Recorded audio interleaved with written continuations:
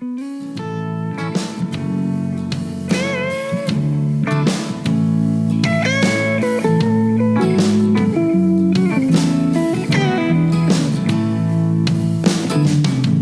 these Biloxi blues, it happens every night. And I ain't never met a riverboat dealer that could ever be a friend of mine. I have not. Summer heat never treats me kind, it leaves trouble on my mind. So I'm bidding farewell, putting in my notice, and I'll see you out another time. This highway does not know my name, and I don't care. No, I don't care. Headed my way for another place, and I got 3 good tires and a spare. Right to the hook. Just a white line gypsy getting out of Mississippi with just enough gas to get there. Low budget live, not so live from the LBL Bar and Grill, and that is a song written by me, performed by me in my narcissistic ways, called Biloxi Blues.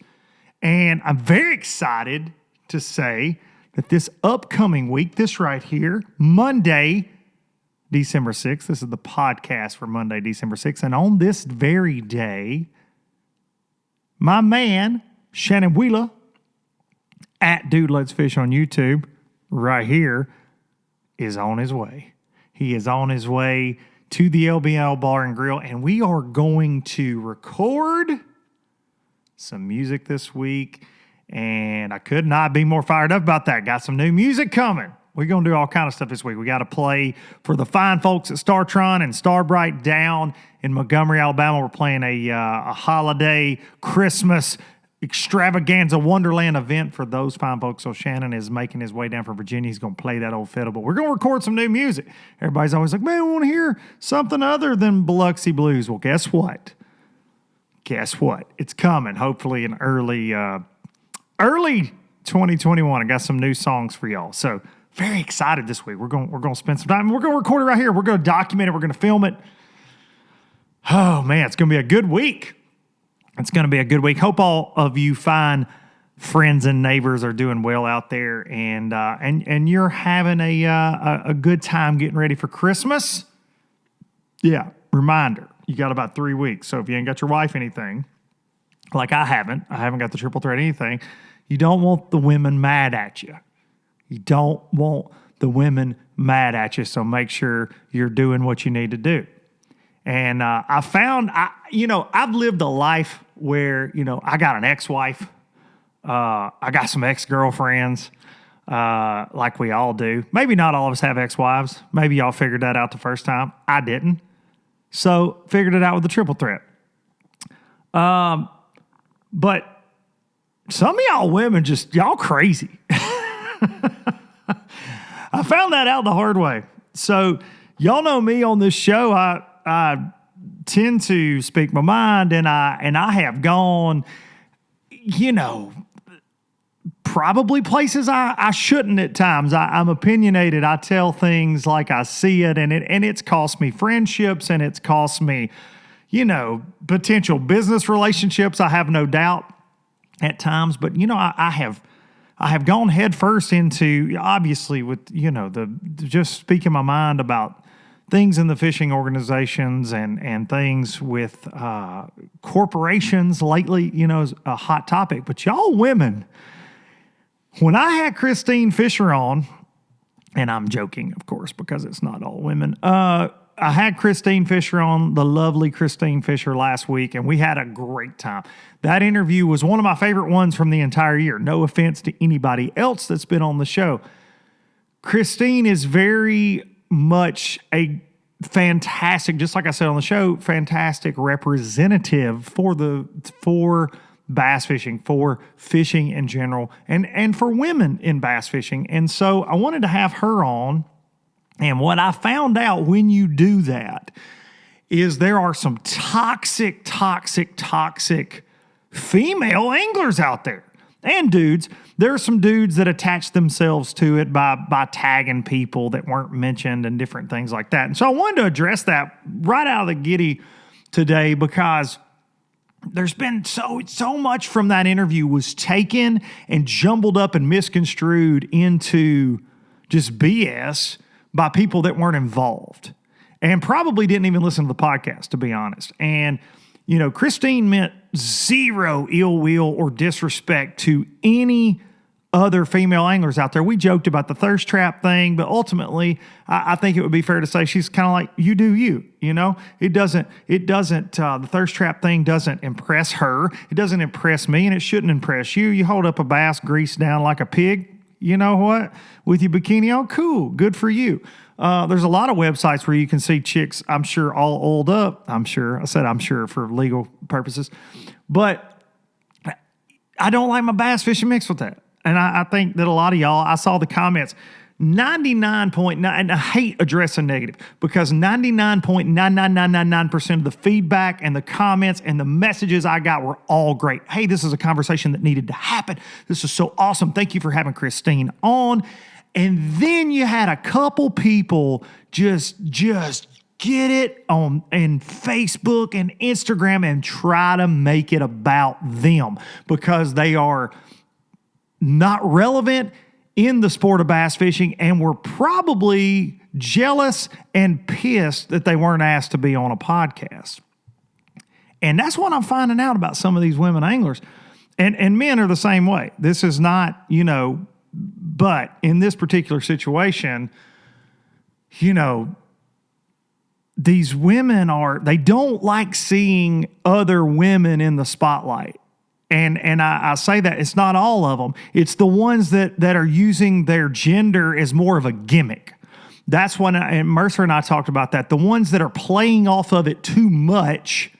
They don't like to see their hashtag girl power sisters doing well. They don't. And so they have to make it about themselves. And there were a couple that just things that got said. You know, I was told I should not be the one to speak on when.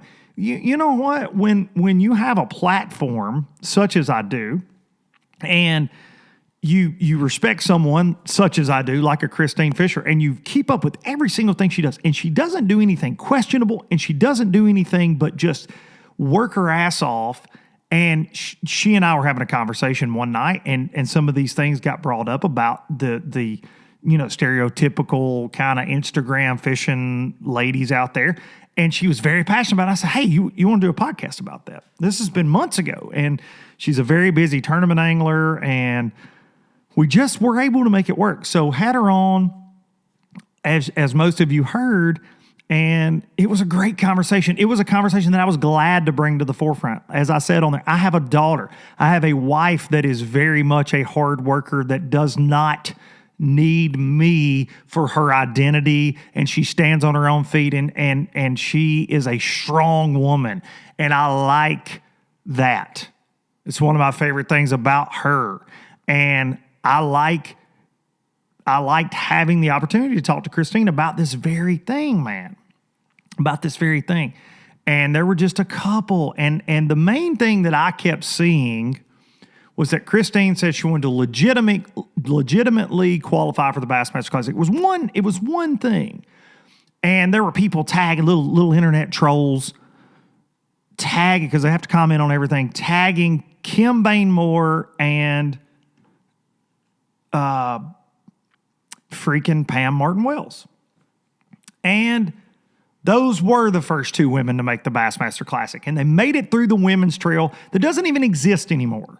And you know why it didn't exist? Because not many people followed it, and they couldn't get the participation at all. It did not succeed like most of the women's organizations that we have seen from Bass and Guide. A lot of y'all have commented, what about Jimmy Houston's wife, Chris? Amazing angler. This had nothing to do with not naming people. It had everything to do with getting Christine's story out there and her take on things. And if you look further than that in it, you're just looking for something to attach yourself to and make a comment about. So her saying legitimately, she means against the guys, against the people that she is compared to on an angling basis day in and day out. That's what she means by legitimately. She takes nothing away. Everybody's like, Pam Martin Wells beat half the field. Yep, she did. That classic was 10 years ago, and I don't remember the guy that finished in 20th or 23rd or 22nd place in that one either. It's no disrespect to Pam, but her name doesn't come up in any bass fishing conversation in the year 2020 until this. So I apologize to you, Pam. I mean, no disrespect. You're a great angler. But this wasn't a show about, hey, let's talk about every woman that's ever done anything. That's not what the episode was. Same to Kim Bain Moore. Nothing but respect for Kim. Nothing but respect. They weren't mentioned because they don't get mentioned. That's a problem that they don't get mentioned, but they're not currently pursuing anything in this sport, to my knowledge. If I'm wrong, let me know. But that's why we did not talk about them. And then you got some of these leeches that attach themselves. Their Woman Crush Wednesday is all of a sudden Pam Martin Wells. Well, it wasn't 2 weeks ago. It is now, because you need to seek attention. So I just wanted to address that because Christine's had a hell of a week, man. People just hate comments and messages from a very certain group, and she's been reaching out to me about it. And I feel terrible. I feel terrible that she came on the show, and very few people took it wrong and then chose to attack her on her her statements. And she very much defends that to this day. And if you don't think that it is a bigger story if a woman like Trait Zaldane, a woman like Christine Fisher, a woman like Melinda Hayes that just made the All-American, and countless other women that are out there, and I feel y'all, fishing sisters, y'all been messaging me. Y'all out there. There's a lot of high school and college girls coming up. Stay after it. Keep on. It's like Mercer said on LD and the MC, there's not a dominant woman angler because there's not enough of them. So keep on. But if you don't think that one of those women, if they make it fishing against the guys that do it all the time, is more meaningful than Kim and Pam making it through the women's trail, you're wrong.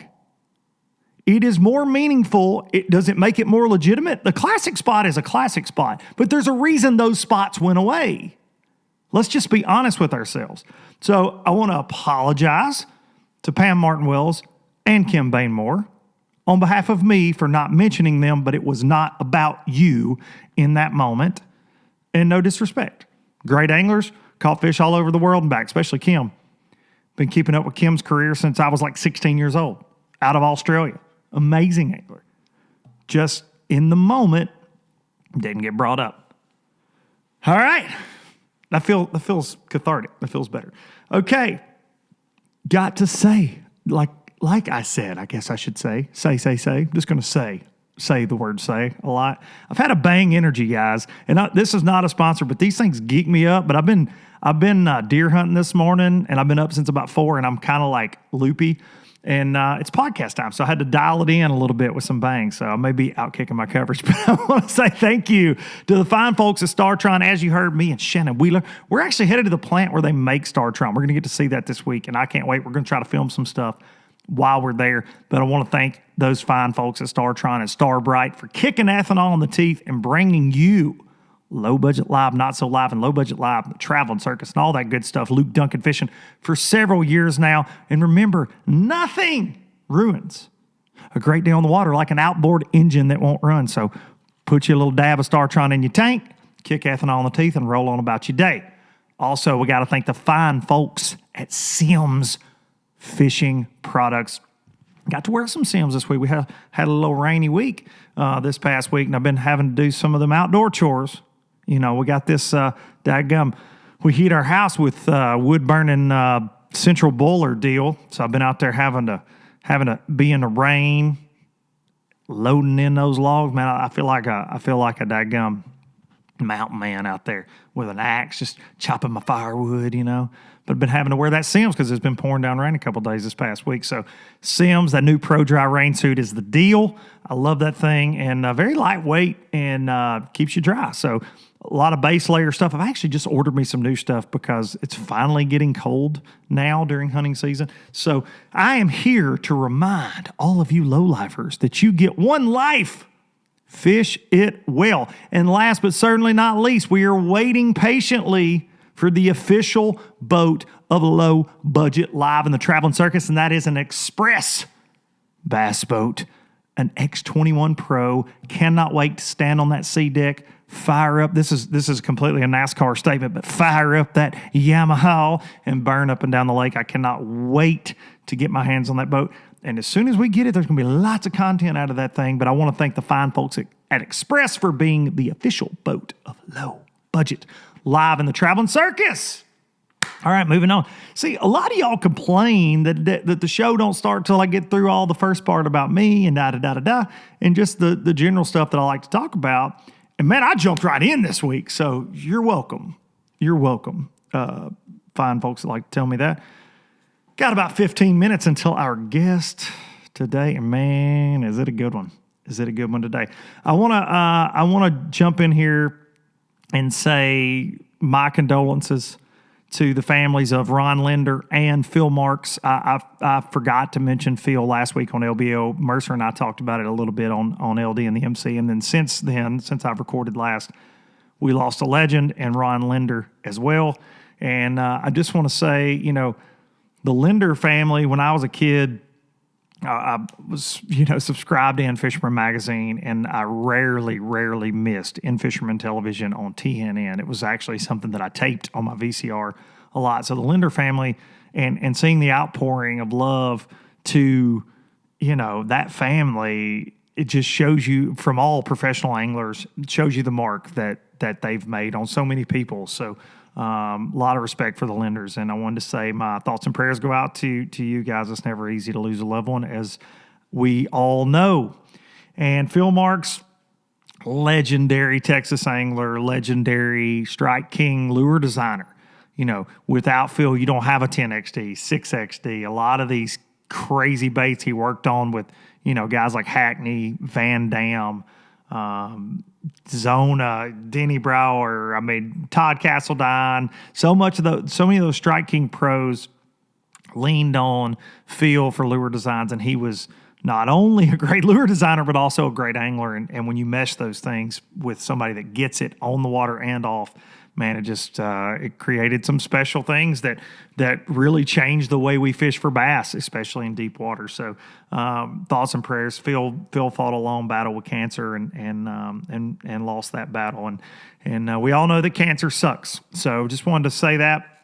Another real quick thing. We had this past weekend International Aaron Martin's Day.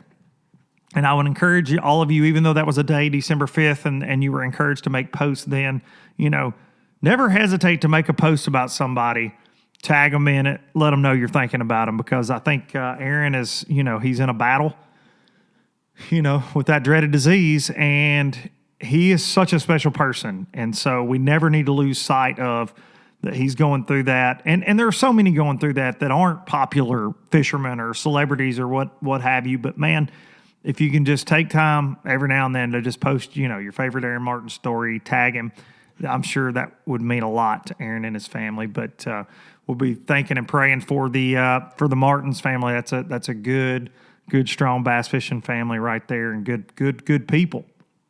Good people. All right, moving on down the line. So I keep seeing just this absurd amount of griping about the fishing schedules, BPT, and you can never make everybody happy. The Elite Series finally released their schedule. FLW's had theirs out, BPT, same amount of bitching on those, but the Elites came out. The Opens are yet to be released. The NPFL schedule is still yet to be released. And I'm going to tie all this together. You got to understand right now, and I have said it on here, this world we are living in with COVID and not knowing what the next week brings, let alone the next month or 6 months or a year, this is the most difficult year to schedule a tournament in the history of tournament fishing.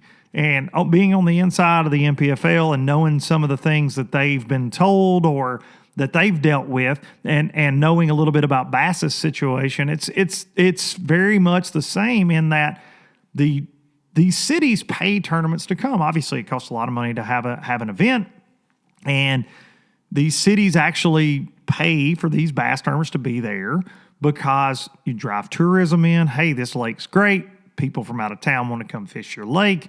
People show up. People rent hotels. People go to restaurants. On and on and on and on. And these cities have budgets for these type things. But with COVID last year, a lot of, they didn't make the money because of, tourism and traveling, because a lot of people, travel bans, different things. And so some of these cities are hurting because of that. And then you fast forward into, they don't know what 2020 is going to hold. So it's making it tricky. I've seen a lot of comments, and I'm going to pull this schedule up. I've seen a lot of comments about, just overall, why is it, why is it this way? Why? Why? Same lakes all the time. Well, the reason, especially now that you're getting the same lakes, and I will say there are some different lakes on here than you see at the Elite Series at that national level this year. But the reason being is you have to go to the tourism director, whoever that in this tough situation, to get a schedule booked. 99% of the time right now, I think that's the deal. You got to go. And so, all right, let's look at this.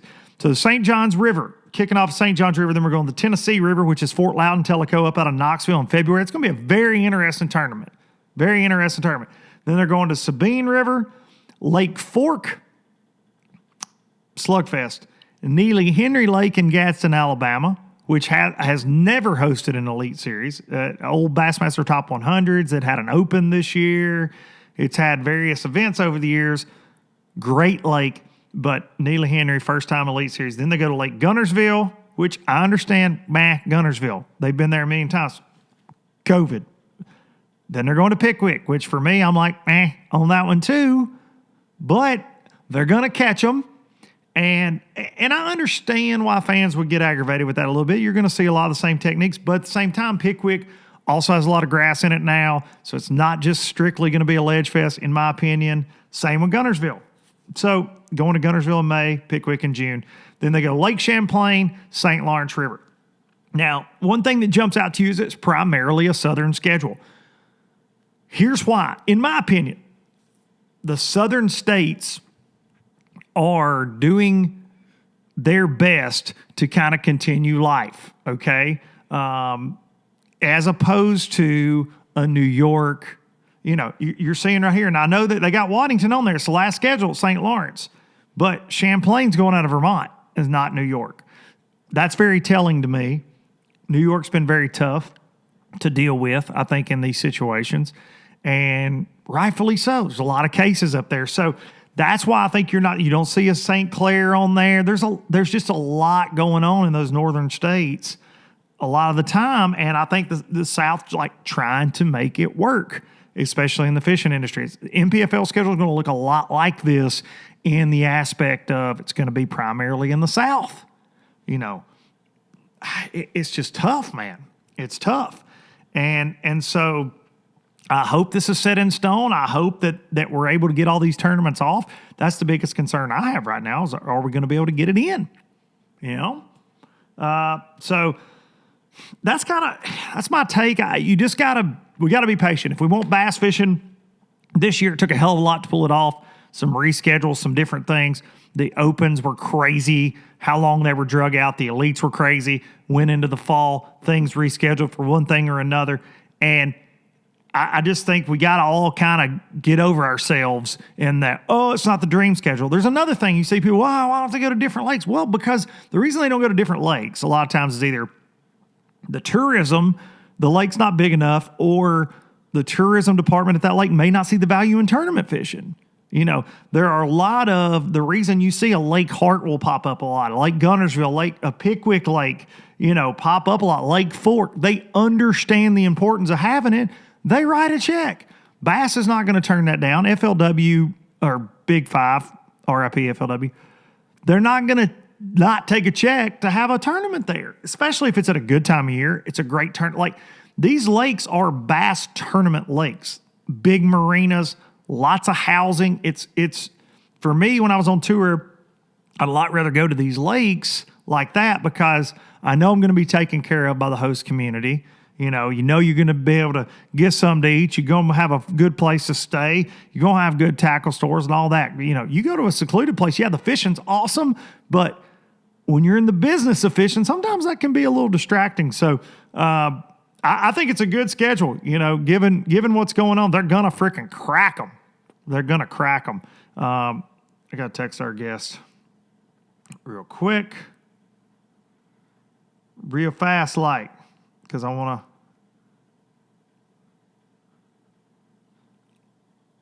running a little bit behind. So I think overall it's a great schedule, man. And I think some of these, that kind of moves me into what we're going to talk about next. And with our guest today, the Opens. I'm going to reset a camera real fast. So the Opens finally concluded. Finally, it feels like they started 2 years ago. And we got our lists. Mercer and I talked it to death last week. I've talked it to death on here. Lots of people have talked every scenario and what would Bass do. But here's our list. So we have from the Eastern Opens, Josh Strassner, Scott Martin, Justin Hamner, KJ Queen. Pat Schlapper actually qualified in that division, but he'd already qualified through the Federation, so he doubled up, so that allowed somebody else to get in through the Easterns. Centrals, Christie, Big Jason, Greg Hackney, Kenta Kimura, and my old buddy Daryl Gleason sliding in there because Mark Frazier double qualified, so Daryl was able to get in that division, just like Pat Schlapper double qualifying in the Easterns, got a couple folks bumped up the list. And then in the overall, this was wild, man. If you followed, this was one of the most interesting. The Elite Series AOY was crazy, super tight down to the last minute. But this Falcon Rods Angler of the Year thing, Bryan New comes out by 1 point over Justin Atkins. Matt Robertson finishes third on him, and Mark Frazier finishes fourth in that list. Of course, Mark also finishing in the top four in the Centrals as well, so he double qualifies there. Bryan New, who I've known for a very long time, and who we're going to talk to today. We're going to get him on the phone just here in a minute, but I want to say there are so many storylines here. Of course, Christie and Hackney fish their way back in. Justin Atkins was one of the 5 that did not sign his contract to go back to BPT. He's a young man. He's young in his career. He's a Forest Wood Cup champion, but has a new baby at the house, little boy, Coop. And he has fished out of his mind in those 8 Opens. And because of reschedules and things, it just worked out for him to be able to fish all of them. And he put all his eggs in that basket. And going into that last tournament, truly did not know what his future looked like for next year. And, man, he balled out at Lay Lake and almost won Falcon Rods Angler of the Year. And, man, I'm proud for that dude because you could see he was fishing with a purpose. And he's just going to carry that. That schedule I just named off, 3 Tennessee River Lakes, that he's great on 2 of the 3. That schedule sets up for some Justin Atkins holding a blue trophy at some point next year. But super proud of him. Let's see if our guest texts me back. He sucks. I won't tell you what he said to me because I told him I was running behind. So my guest today was a guest very early this season in January when he won the Bassmaster Open down at Lake Toho, which got him a classic berth. I said right here then, he said he was on the road to the elites all year. He's hashtag road to the elites, road to the elites. It's been an up and down deal, and we're going to get into it with him. But I drew this young man as a co-angler my rookie year on the FLW Tour, and I told everybody after I fished with him, and he had already won the Forest Wood Cup as a co-angler, and he won co-angler of the year that season, my rookie year. And I told everybody when I fished with, I mean, he's the most impressive guy, if one of the most impressive guys that I've ever shared a bass boat with. And he's ever been just a great human being on top of that. And so, ladies and gentlemen, I'm going to get him on the phone right here. Your daggum Falcon Rods AOY. See if we can get him to answer the phone. Mr. Bryan New. Sorry, we must have missed you. But if you leave your name and number, we'll get back to you. We'll get back about your car insurance. Dude, you got me for like 5 seconds. You got me. You did. Oh, yeah. You got them damn jokes today. I see. You're feeling froggy now that you got that trophy in the passenger seat, huh? Oh, I do. It's all sexy over there, but it don't look near as good as my new old lady that I got. New old lady. Literally a new. She's literally a new. She is a new. So are you headed back from Alabama now? I am. I just come through the beautiful city of Atlanta. I'm so glad to be on the north side now. Pulling a boat through there is always one of the most terrifying experiences. I mean, because you just never know what you're going to get into when you go through there. I was coming back from Lake Murray, South Carolina one time, and a dude in front of me had a ladder fall off of a truck in downtown Atlanta, and I hit it, ran over a piece of it, and had 2 blowouts. That's so. Don't you love when stuff happens like that? Oh, well, and when does it not? I saw this week for you, and I want to talk about it. I want to talk about all this, but I saw the day before Lay Lake, your truck was in the shop. Talk about that. So I got up. Well, actually, back up a little bit. So me and Brittany's on the way home from Texas, and I think she's driving. We swapped off like every gas fill up. I drive, she drive. And a light come on, and then I looked at the voltage, and I was down to like 10 volts, like something right there. So, and then it worked itself up. It got back up to 14 where it's supposed to be, and everything was good. I kind of forgot about it. Well, get on home, do Thanksgiving, go back to Lay Lake, there for a few days, and it's cold as all get out.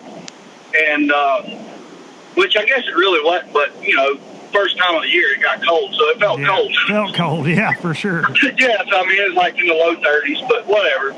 So I get up, I'm staying at Anthony Goggins' house. Luckily, he's like a master mechanic. I can do stuff, but I'm not a master mechanic when it comes to trucks and stuff like that. But I go to crank my truck that morning, remote start. I thought it crunked, I wasn't really looking at it. I'm getting ready. Go to walk out the door and see my truck's not cranked up. So what the heck? So I went to do it again. Lights flashed, nothing. So I went out there, put the key in, turned it over, click, click. I was like, God dang it. So I put my jump box on it. Nothing. So Anthony pulls his truck around. We hooked the cables up to it and started. Well, obviously the battery was dead.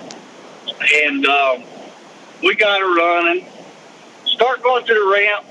Luckily, Anthony's behind me. I get like 15 miles down the road. Everything, it's still dark now. Everything just shuts off. My lights, everything. And I'm in the middle of the road, so I just pull over. I'm still going, but I just pull off the side of the road. Luckily, Anthony was behind me, and I didn't have to call him. He just turned around and pulled in front of me.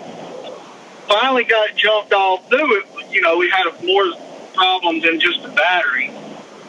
And wound up, had to go buy an alternator. About $518 later. And swapped it out that night. I was able to get to the lake and fish today, left around. And yeah, so there was that, dude. It's always something. I mean, it is on the road, man. And it seems like that's when it always happens. It don't happen at the dang house. No, and I don't know if you remember it, but before that first opening of the year, my transmission went out on the way down there, and I had 2 blowouts and just constantly something. I mean, but you know, that's life. It's not just life on the road. That's life in general. There's always curveballs, and you know, I've thought about this a lot the last couple months. You know, fishing is just like life. I mean, your work is just like life. Life is always going to throw you curveballs. There's always going to be bad things go wrong, you know, no matter what it is you're doing. And if you let those things get under your skin and bug you and aggravate you and get your mind off of what you're trying to do, then you're not going to be successful. So I learned to just, that stuff, it happens, whatever it, that you just shake it off, figure out how to fix the problem and move on. It's just like in a tournament. You lose a fish, it's history. You can't change it. So figure out what you did wrong and come back from it. Well, I love that, and that leads me to this was without a doubt the longest year of your life, just like it's been the longest year of everybody's life, I feel like. And it started in January, and your Opens debut couldn't have started any better. You know, you make the classic. You and I talked about it on your drive home from there, and I remember that conversation. We're talking about the elites, and I'm like, "Is this something you want to do?" And you're like, "Yeah, I think now that I won, I'm gonna sign up for the Centrals too, and I'm gonna try to fish both divisions, and I'm gonna try to get in." And you've done that, and I keep up with those just because I have so many friends fishing the Opens for so many different reasons this year. So I've been glued to those things every day and looking at the point standings because I pull for everybody. And you know how big of a deal it is to make the elites. If that's your goal, that's a very big deal, and it's very hard. The Opens, I call it bass fishing purgatory, you know, because there are guys that get stuck there and never get out that are great fishermen. But you have one bad day, or 2 bad days in a row out of the whole year, you're done. You are toast if you don't figure out a way to overcome it. And, dude, you had a roller coaster of a season in those Opens. Will you talk about that, man? Was there ever a time you're like, hey, oh, my God, I'm not going to make it? I mean, because I always felt like you would, but for you to win AOY out of that group of guys when Christie was so dominant for more of it than not, and Mark Frazier, and even Atkins at times, and then Atkins fell back. I mean, talk about that, man. What was that like for you? Dude, so it was, you know, the first tournament obviously was perfect, literally perfect. And then I signed up for the Centrals, and then this old COVID mess hit. And everything locked down. Everything was postponed. So I'm working. I'm like, man, I shouldn't have signed up for these Centrals. You know, I knew what the cost was on everything. And then I go to the first tournament, and I hate rivers. The first tournament in the Centrals is Arkansas River. And I don't have a good practice. And I go out there, and I catch them. I mean, the first day I'm up there. The second day's a grind, and like 30 minutes before I have to run back, I said, you know what? I said, I've got to get out of here. I beat it to death. Everybody else beat it to death. I'm thinking everything's spinning. So what do I got to go do? I said, and I didn't have a limit, by the way. I had 3 fish that day, the second day. And I remember, I said, this creek had the right kind of stuff, the right kind of grass. I haven't been there since practice. Didn't get any bites there in practice, but I think it's the right kind of stuff. And I forgot about it until this point. I wheel up in there, and the current's rolling through there, and I immediately knew. I said, you idiot, why did you forget about this? Because this was like, it was the juice. Like, it was very specific. I knew exactly what to look for. There just wasn't much of it. And here's all of this perfect stuff that's untapped. Nobody's fishing it. And everybody was fishing other stuff. I wheel up in there, and I go about, 50 yards. I flip in there in the grass. I set the hook. 3-pounder comes to the top, which a 3-pounder's huge there. Mm-hmm. Get him hung up in the grass, and get him out, coming to the boat, he comes off. I was like, dang it. And, it kind of go back to what I was saying, you don't let it bother you. But so I did. I was like, all right, I got to keep going. Now, I never come back from that, but I catch that one fish right there, I make the cut. Yeah. I get in. I think I finished 24th in that tournament, which, dude, is a good tournament. I mean, I got a check. I actually made a little bit of money, not a ton, but I made some money.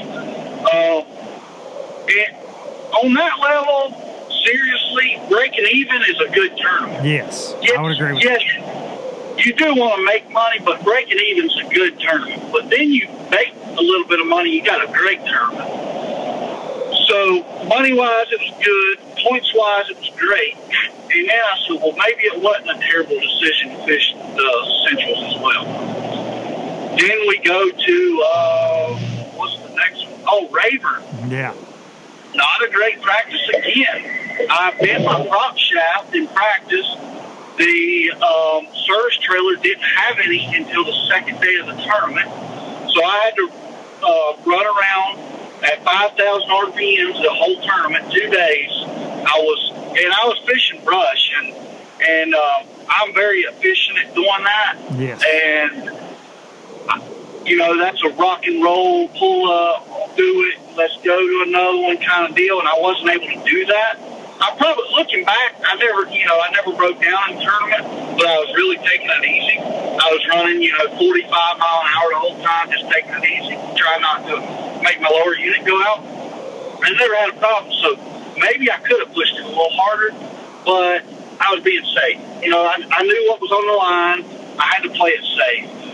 But I still had a good tournament. Maybe in the 20s, 30s, I don't know. But a good tournament, made a little bit of money, great points. Then we go to Old Hartwell. Good. You do have a history of Hartwell. Yeah, not a great one. Yeah, we've talked about this before. Oh, yeah, so I go there, and, man, I don't know. I like a dummy, I had just enough largemouth bites in practice fishing shallow to sucker me in, when all I had to do was stay out there on the spots the whole time, and I probably would have made the top 10 or the top 12, or at least got a check. But the first day was terrible. And the second day, guess what I go do the second day? I go check largemouth for about 2 hours. I said, you idiot, get out of this stupid river.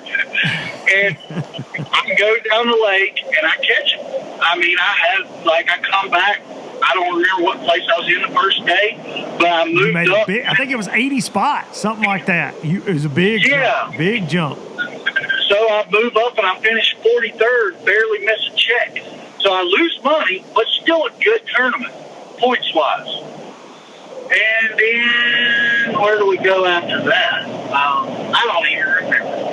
So then we got a little bit of a break. And you got married. I got married to a smoking hot, crazy-ass woman. But she's pretty awesome, though. And the next morning, literally, I went to sleep at 10:30 on our wedding night. Everybody's out there partying, having a good time. And she's out there still partying, having a good time. I go to sleep, finally get to sleep. Wake up at 2 o'clock, 1:30 actually in the morning. They're still out there halfway partying. She hasn't been asleep. We get in the truck and we slide on down old Neely Henry.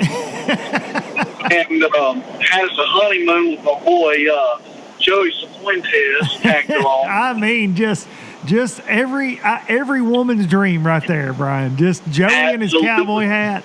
That's like that's like the low budget live version of the show Yellowstone right there. Yes. So, but we had a good old. I love Joey. Yeah, he's a good one, dude. He's a good one. But, we had us a good old-fashioned suck show down there and finished 100. But you know what? I'm glad I didn't finish 101. No doubt. Leave from there, literally leave from there, drive straight to Cherokee, practice. Started practicing the next day. Had another bad tournament, but not a terrible. I finished like 53rd. No money. And I'm like, here we go, downhill. 3 tournaments in a row, no checks, no good points. And I said, but I'm going to Seminole next week. Me and Seminole pretty tight. Y'all jail. Yeah, y'all jail. Yes, sir. Well, we get on down there, and once again, not a good practice, and then it got better. And I was like, all right, we got a chance. And the first day went good.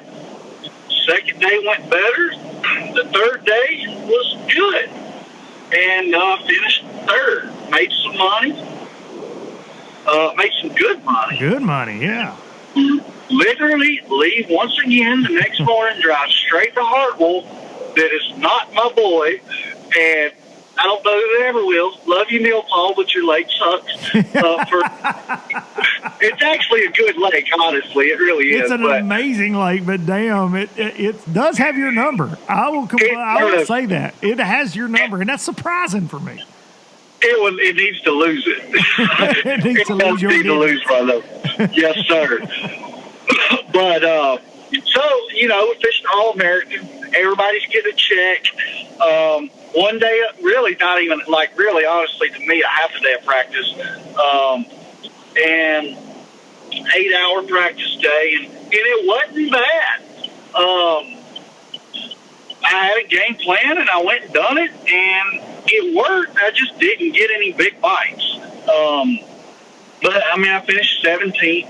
Made a little bit of money. Not a terrible finish. Made money, so that's good. That's all right. We're getting it back, maybe. What is it? Ricky Bobby's son. He says, "Do it, Dad. Get your balls back."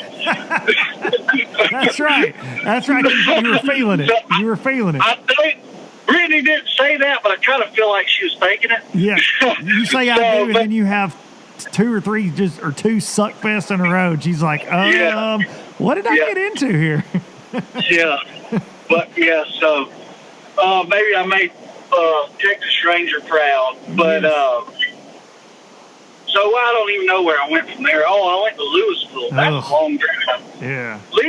I'm talking about fishing tournament day. Back to back, yeah. And then drive. So you want to be a bass pro. So you want to be a bass pro. That's what I want everybody to get from this right now. I'm going to cut him off to say, listen to this and let it soak into your veins, folks. Oh, dude, there's a lot of sacrifice. Yes. A lot of sacrifice. Man. Amen. And, but anyways, we get to Louisville, continue our honeymoon with old Mr. Cowboy Joey. And, again, not a good practice. And the first day I caught me 3 little old bass, weighed 6 pounds, 10 ounces. I don't know, somewhere down the list. And dang if I don't go out there the next day and I'm thinking, so what I got to do? I got to do something different. So I'm going to go crank it first thing this morning. Dang if I didn't catch a 4-pounder immediately, pretty much. I said, all right. I go around, catch a 3-pounder. I said, all right. I run that for a while. Nothing. Dude, I pull up to a dock, and there's literally 12 and a half docks on that lake. And I pull up to, and I done fished 3 or 4 of them, no bites. And the 3 fish I caught the day before were on those 12 and a half docks. So I pull up this one dock, and I fish the whole thing, and there's one pole on the walkway, literally one pole. It's a 1.5 feet deep. I threw a jig up there 5 or 6 times to this one pole. Something was telling me that there's a fish sitting there. The wind was blowing. You could see a little current scene around the pole, and I just felt like there was a fish there. Well, 1.5 foot of water, if a fish is sitting on an isolated target, he should bite a jig. Mm-hmm. But let me tell you what, they didn't. But I said, there's a dead-gum fish there. I'm going to catch it. I set the jig down. I pick up my chatterbait. I slide it over there, and I catch a 3-pounder. I knew it. I told you there was a fish here. The next cast, I throw it up there again. One knocks it sideways. I said, huh. The next cast, I catch a short. The next cast, I catch a 2-something. And that gave me, 4? I think I had another one knock it sideways. And then nothing for 5 or 6 casts. And there's a lot of fish here. I got to let it rest and come back. So I left, come back a little while later. About the fourth or fifth cast, that old chatterbait loads up, and I catch me a 5-pounder. Gosh. So that gave me a limit, which just a limit was huge. But I had a big one. I mean, it was probably like the third or fourth biggest bag weighed in the entire tournament. I mean, there was a 24 and a 20 and an 18, I know, but I had almost 17. So, dude, I was jacked. Jeez, but I bet. I was thinking I was going to miss the cut. I mean, now that's real early in the morning, so I know I've got all day, but shit, even if I don't catch anything else, I'm going to get a check. I'm going to make up a lot of ground in the points. But I think I'll miss the cut by about a pound if I don't upgrade. Dude, I fished every dock on that lake 3 times that day. And then plus, you know, a lot of other stuff, offshore stuff, bushes, rock, whatever, everything. And I think I caught 2 shortfish the rest of the day. Well, I go back and I make the cut. I don't remember what place I was in. Maybe 5th. I think I was 5th. I start on that dock that last day, never have a bite. Fish around. Go back to the same stretch. I caught that 4-pounder the first day cranking.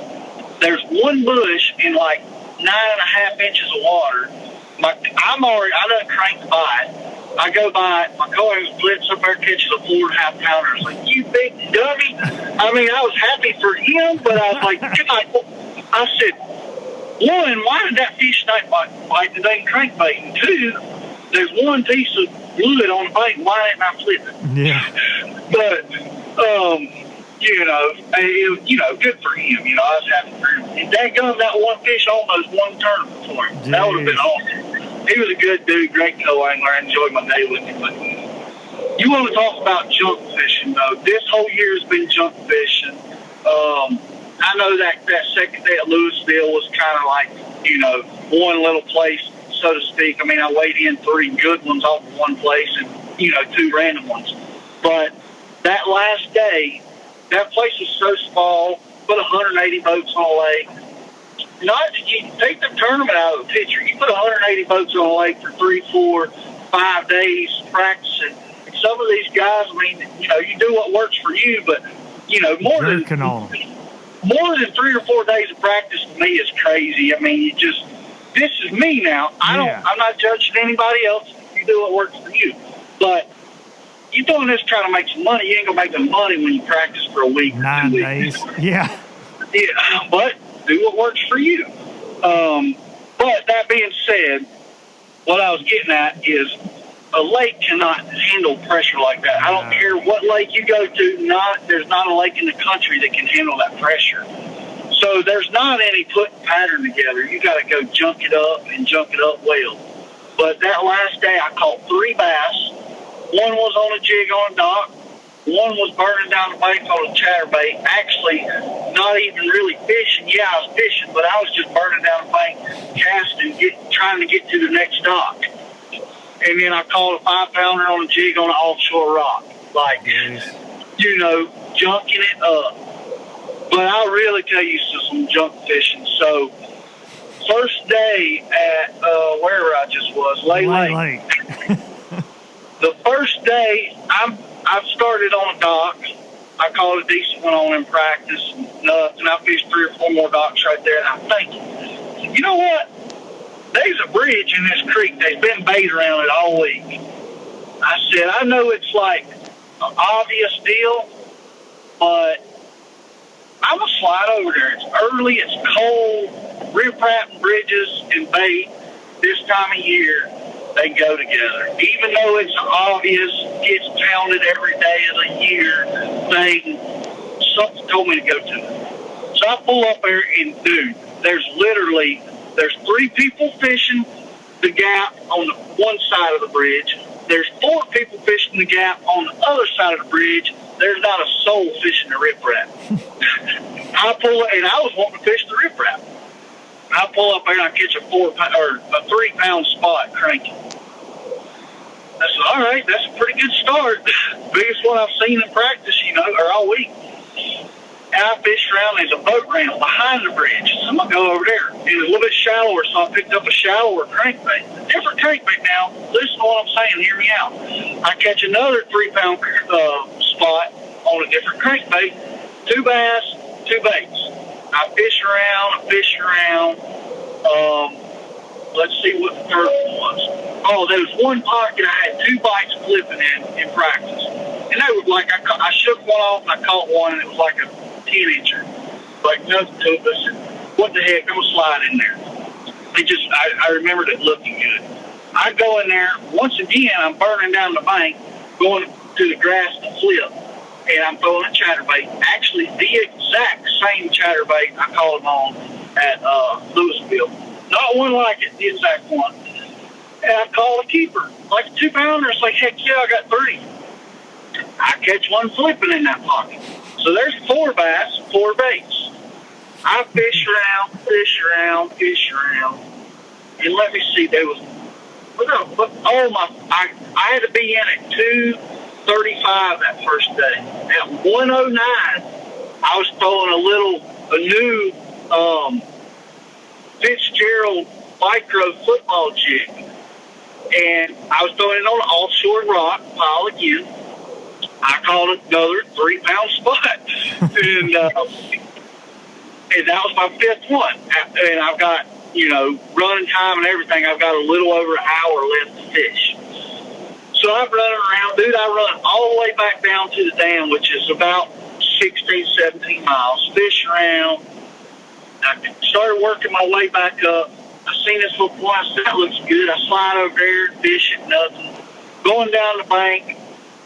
I'm going by this dock.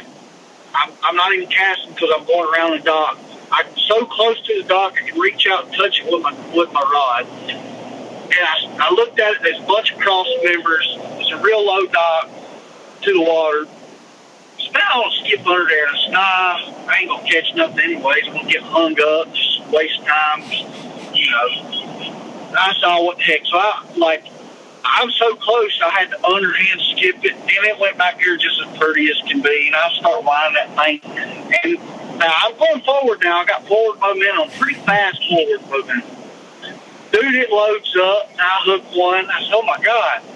And it gets around one pole, and I see it. It's a good one. And I get it around, and I've still got this forward momentum going away from it. And I get it around that pole, and it gets around another pole. And I get a better look at it. So that's like a 3+ pounder. And I get it around.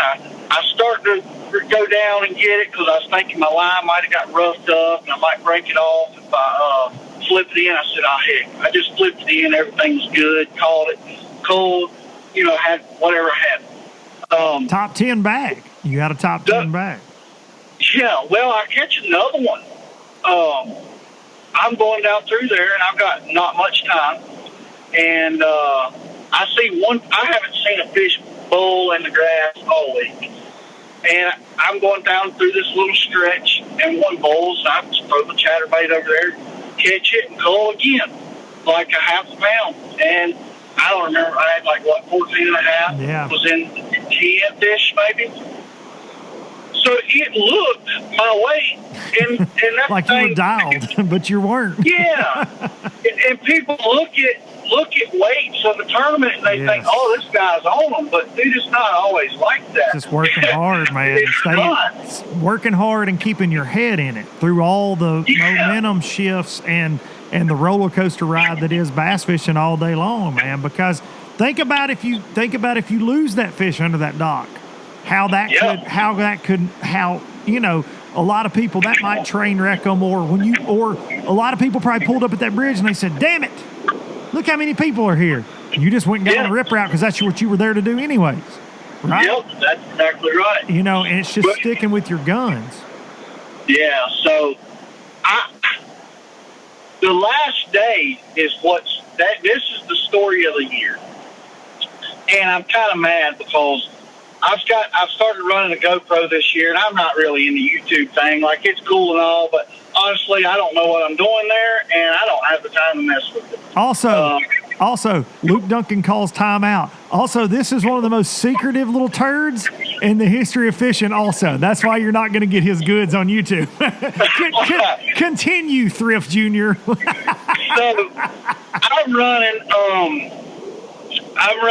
my GoPro, and the last day was just a short enough grind. Like, I'm in 10th place going into the second day, and, people kind of expect you to catch them, but I knew how tough it was going to be. I knew how things happen. They just happened. I didn't make them. I mean, I guess I did make them happen. Really, no, I didn't. I let them happen the first day. And, I just had to let them happen again the second day. And I didn't try to force things. I did what I thought needed to be done at the moment. I didn't get, this is what they were doing yesterday, or this is what these guys are probably doing catching. I didn't do that. I fished by gut, and I caught one first thing on the chatterbait in some grass. It was decent. It was 2-pounder. It was one of my biggest fish that day. And I fish, and I fish, and I fish. And I catch a keeper. I'm talking about a keeper, 12-incher on a jerkbait. I go a little while longer, and I catch a barely keeper on that little micro football jig, which is a bad dude, by the way. And I'm not even, sponsored by Fitzgerald on that side. I just do rods, but that jig is a bad dude. So anyways, I got 3, if you want to call it that, but it is 3. And I go forever. And I looked at, I'm running back up the lake, and I'm looking at my trip calculator. I'm already at 70 miles today that I've run. And now, granted, from blast off to the dam's 17 miles. So if that tells you anything, there's not a lot of long creeks. Yeah. And later in the day, I'm back down towards the dam, and there was this one point, and nothing special about it, but on back-to-back casts, on this one place on the point, I caught an 8-incher back-to-back cast. And I never thought that there was a reason that one cast should have been a one cast, if you know what I mean. Mm-hmm. Yeah.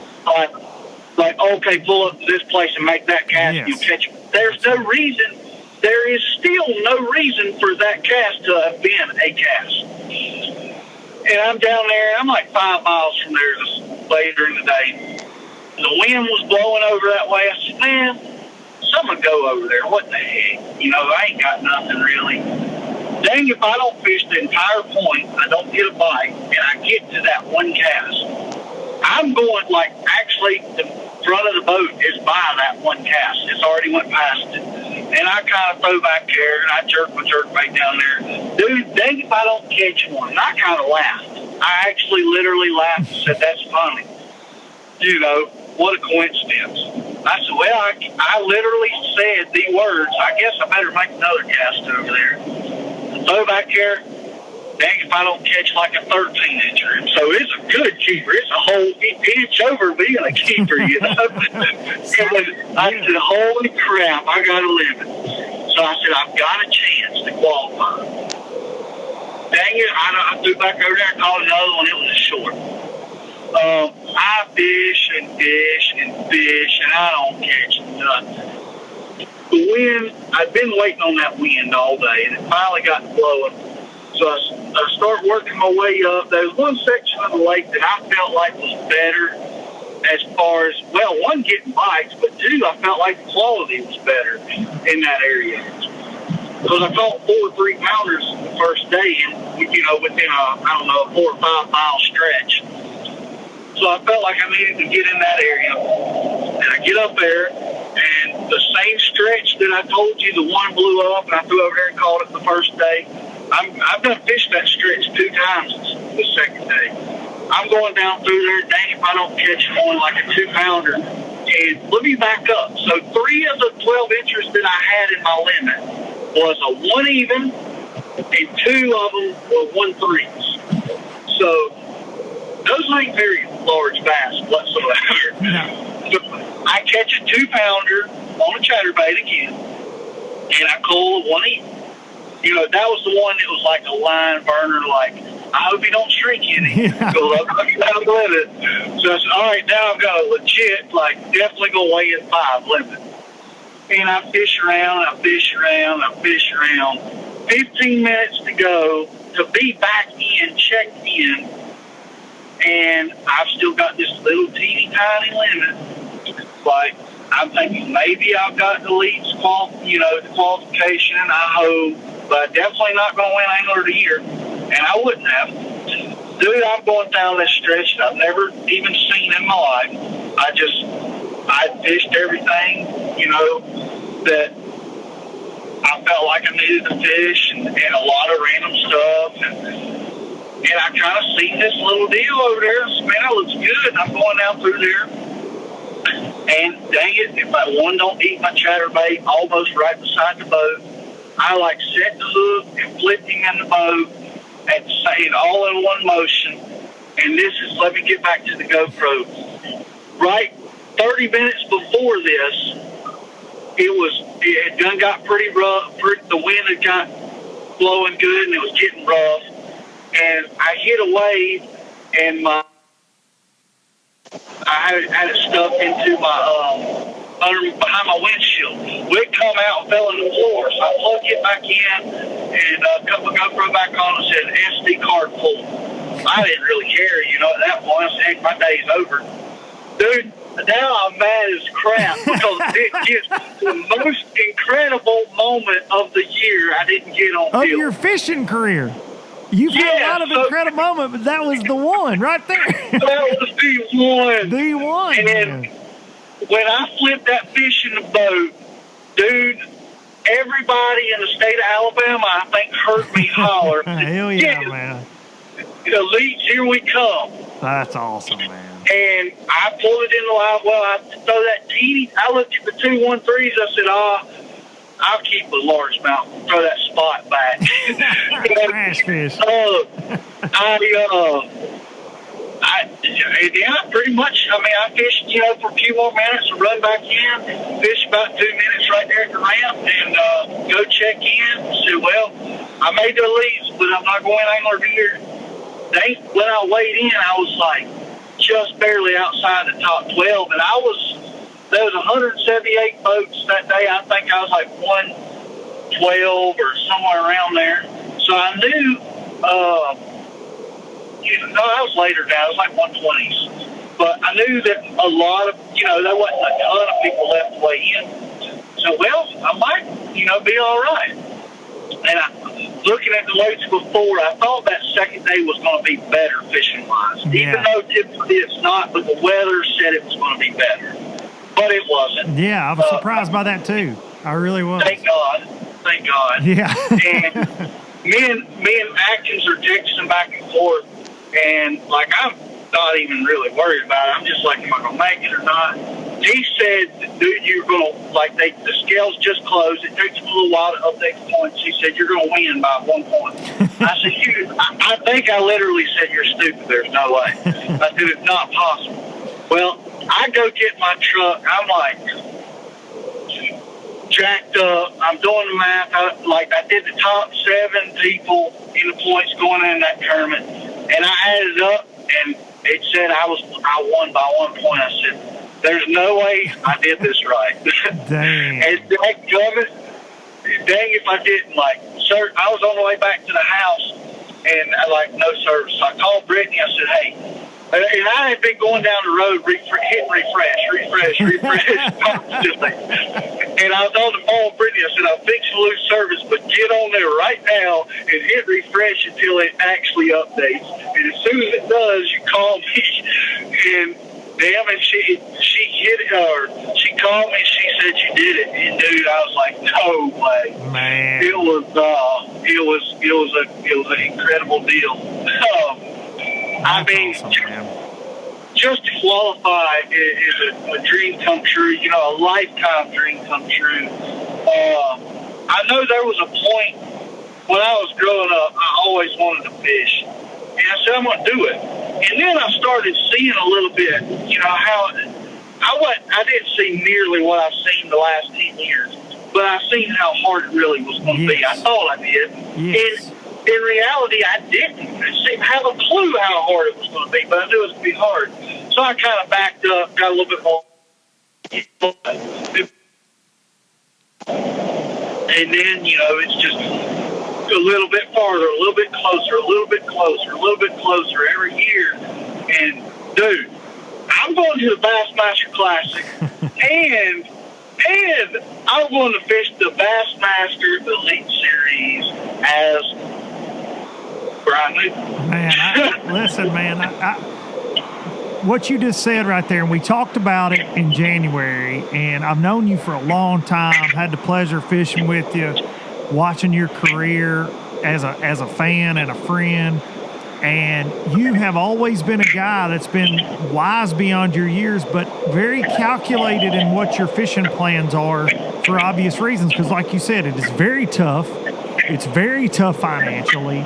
And for those of y'all listening to this, if you hear Bryan, a lot of times he's like, we made some money, we did this. Everything, this guy don't have a trust fund at the house backing all this. He doesn't have a million sponsors. This is his love. This is his life. And it's a business for him, and he's very good at it. But he has held off. He could have fished the FLW Tour several times and passed on it. Now I want to get better. Now I want to fish the coasters. Now I want to do this. And now you are the freaking Angler of the Year in the Opens in what I consider to be the toughest Opens year ever because of the schedule, the field. It's always tough, but I think this year was absolutely as tough as it gets. And now you're going to the freaking Classic and, like you said, the Elite Series. My next question, and I won't keep you a ton longer, but my next question, and maybe the most important is, so how are your current sponsors? I mean, I know they got to be elated, but do you think, or what are you thinking title deal wise for next year? I mean, these are all things that it's February's going to be here before you know it. So have you already started making calls about that? You're an Elite Series rookie. You're a Classic contender, and you are the freaking Angler of the Year. What are you, I mean, is it too early to ask that question, or what's going on with that? Man, so I mean, in reality, somebody knows the business side of this stuff like you do. And several guys that are really good at that side have told me, all year, hey, you need to be talking to these people saying, hey, if I qualify, let's have a deal in play. And it kind of goes back on what you just said about being smart about money. And yes, I should have been doing that, but I had two options, and I've always had two options since I started doing this. One, go to work and make a guaranteed paycheck and guarantee you're going to pay your bills and hopefully keep doing well and making money fishing, and hopefully stuff will come to you. I know that stuff coming to you is not an easy thing, and it doesn't happen every day. Or I could quit my job, worry to death about feeding my family and paying my bills, and chase that unicorn, that's really hard to catch. And I decided, I'm going to make sure I'm going to make a living. I'm going to go to work, and I'm going to let my fishing talk for itself. Hopefully it talks good. It's not bad. Absolutely.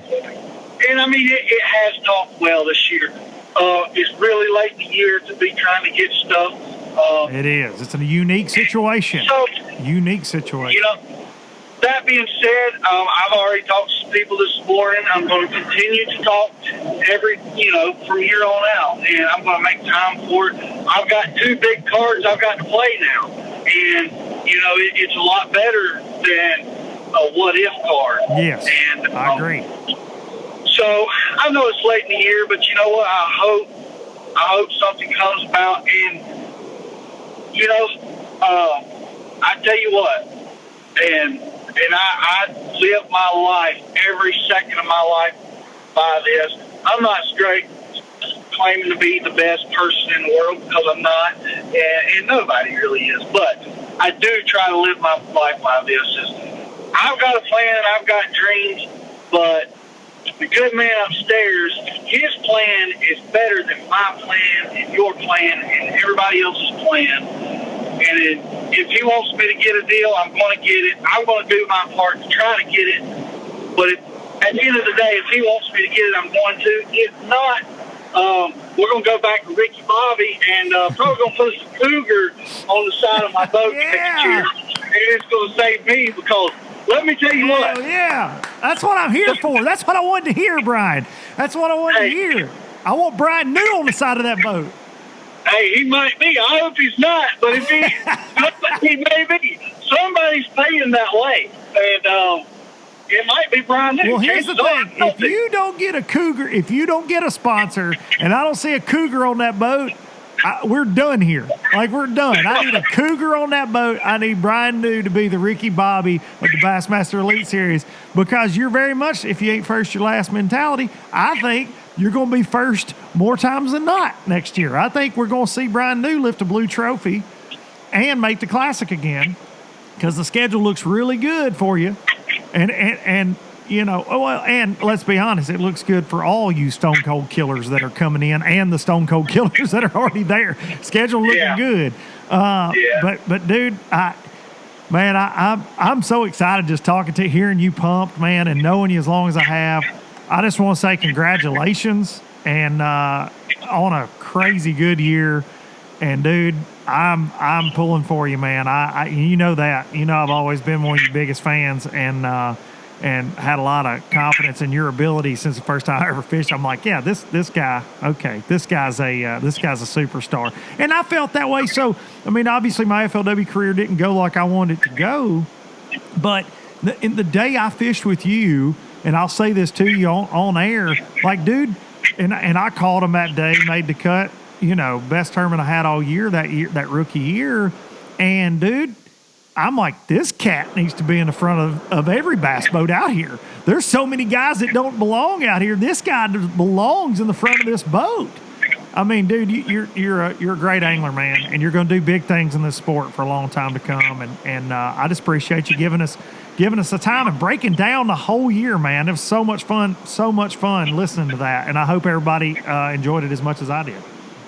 Oh, yeah. I've got a few more things I've got to say, though. Okay, bring it. You want to talk about breaking down the year. I kind of said a little bit about it, but the most, yes, I won a tournament. I'm going to the Classic. Yes, I won Angler of the Year, and I'm going to the Elites. And I beat some hammers to do that. But the most important thing of this year is I've married the love of my life. And let me tell you what. You know, it might sound corny and lovey-dovey. I'm going to tell you right now that the everything that Brittany and my daughter now, Braylon, have put in my life, I mean, you cannot describe it. There's not words for it. The joy, the confidence to know that everything's going to be okay no matter what. All of that is a huge, huge part of my success. That's awesome, man. And without that, I mean, you know, when you love somebody the way that you love your family, and I mean, yeah, I had, you know, my other family before, but you know, your wife and kids is a little bit different part of your family. When you have that, you have a different purpose to live.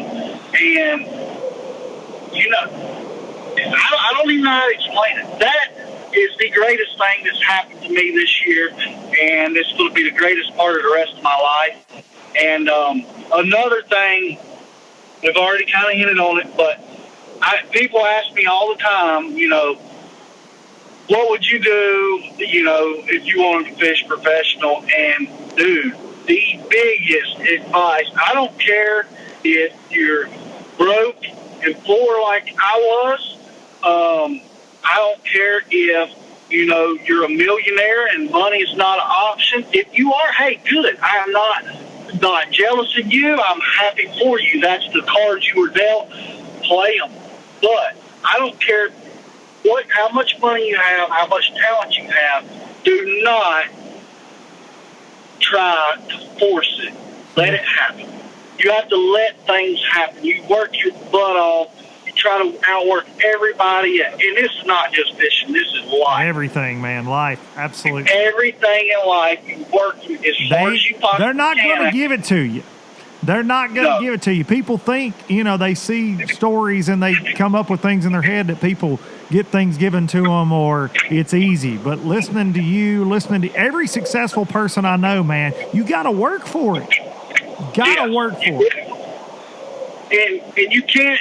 So, and I had a guy ask me the other day, young kid, good kid, and a heck of a fisherman. But he said, he was thinking about fishing the Opens next year as a pro. And I may be wrong on this, but I swear I think he's fixing to graduate high school.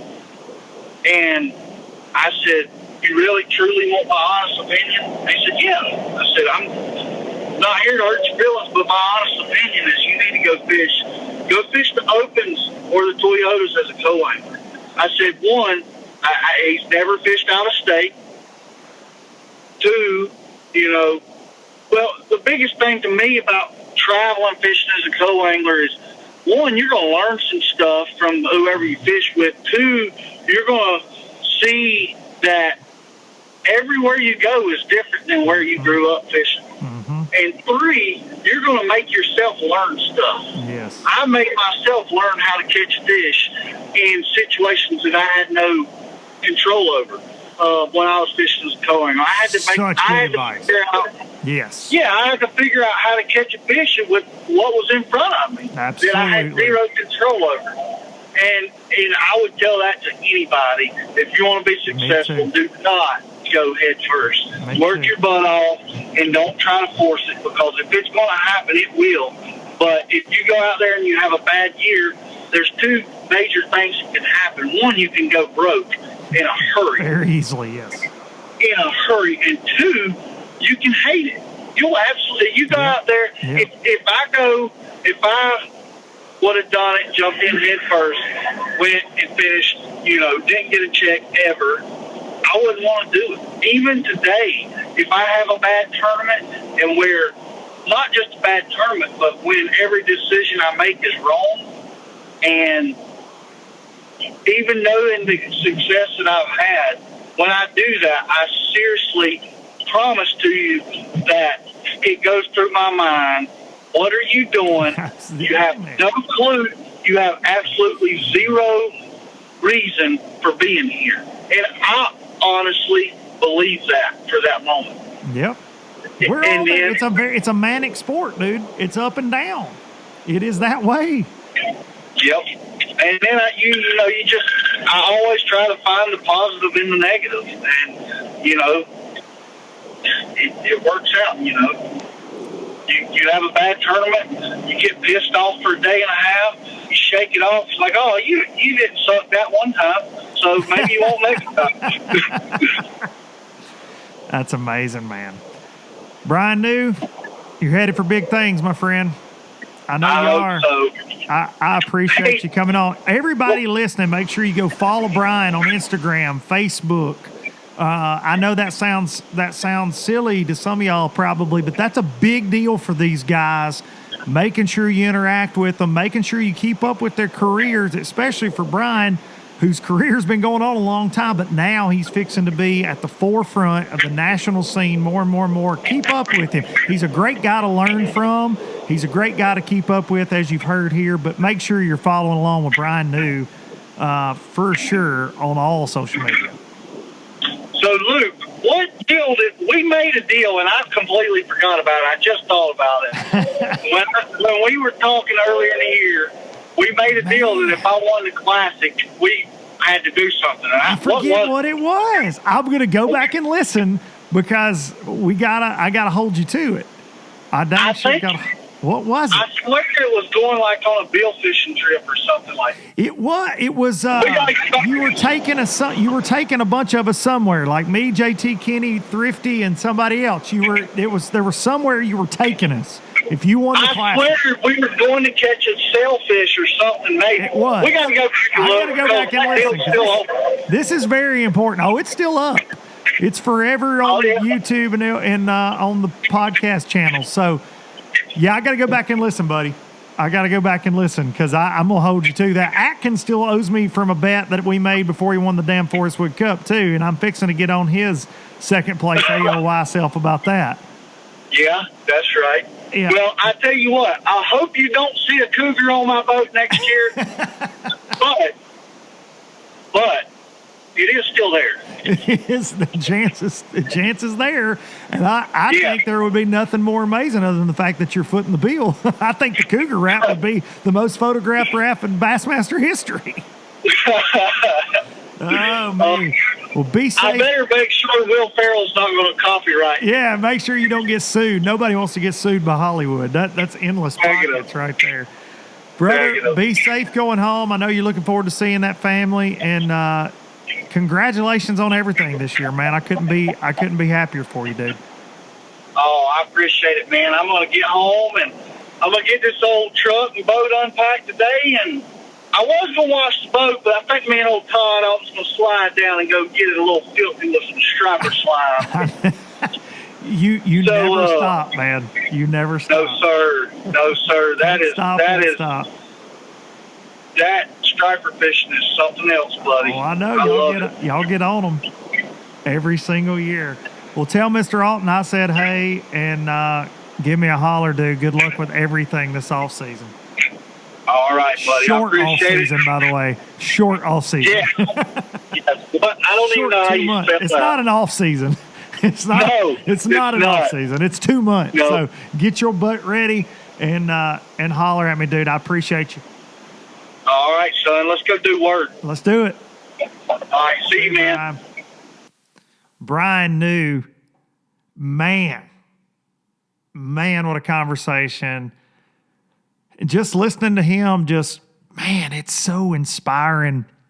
I hope y'all, I know the conversation was long. You know, sometimes you just, I just get so caught up in listening to, I mean, he broke down his entire year. That is the Bassmaster Opens Angler of the Year after 8 long, strenuous events. And hearing him break that down was so cool to me. And like I said 100 times, I've known Bryan a very long time. And, man, I can't quit smiling for that dude. That is so excited for these guys. This Elite Series class coming in this year, I think it's truly one of the toughest ones we've seen.